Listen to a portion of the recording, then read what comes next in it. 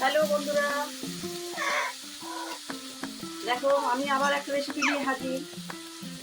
তো আমি আজকে দেখাচ্ছি পাঁচমিশালি ডাল আছে। তো পাঁচমিশালি ডালটা আমি চিকেন কিমা দিয়ে করবো। তোমরা তো এতদিন মটন কিমা দিয়ে খেয়েছো, তো আজকে আমি চিকেন কিমা দিয়ে করবো। আমি আগে থেকে একটু পেঁয়াজটা লাল করে নিয়ে ভেজে নিয়েছি, লাল লাল করে। আর তো আমি এবারে এই যে বাটা দিচ্ছি, রসুন বাটা, আদা, লঙ্কা, তিনটে বাটা দিচ্ছি। একটু ভাজা ভাজা হবে।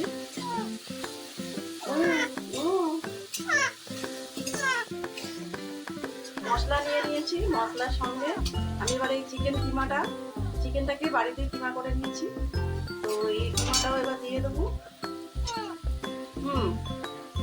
তোমাকে ফোড়ন কাটতে হবে না।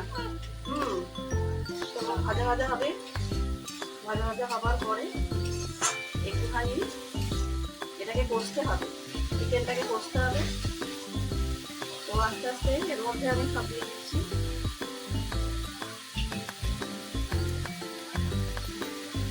লঙ্কা তো বাটাই ছিল, আদা রসুনের সঙ্গে।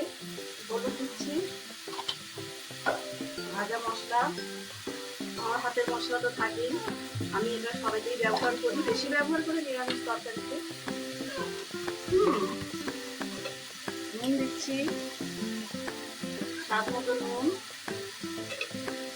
সর্বশেষে কি যাবে দেখো, লেবুর রস আর ধনে পাতা। এটা একদম নামিয়ে ওপর দিয়ে ছড়িয়ে দেবো। তো এটা একটু কষাচ্ছি আমি, চিকেন, পেঁয়াজ আর সব মশলা দিয়ে কষাচ্ছি। বেটু, আমার বেটুকে দেখো, বেটু আমার সঙ্গে আছে।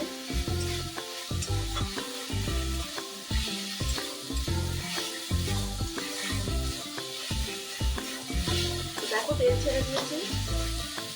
এবারে আমি এই যে পাঁচমিশালি যে ডাল আছে, এই ডালটা দিয়ে দেবো।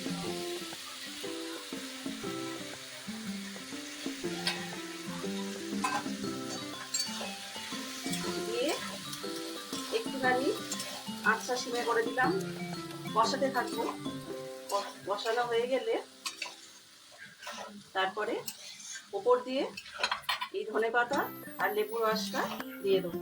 তাহলেই আমার রেডি এই রেসিপিটা, চিকেন দিয়ে পাঁচমিশালি ডাল।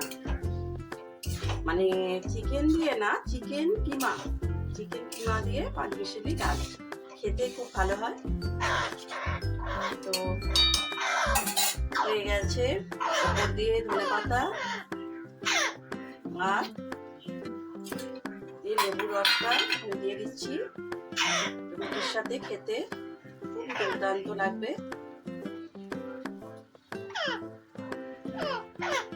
বন্ধুরা দেখো, এটা পুরো রেডি। কেমন হয়েছে তোমরা জানিও, তোমাদের আমি দেখাই। ধনে পাতাটা এরকমই থাকবে, কেমন হয়েছে দেখিও। ঠিক আছে বন্ধুরা, টাটা।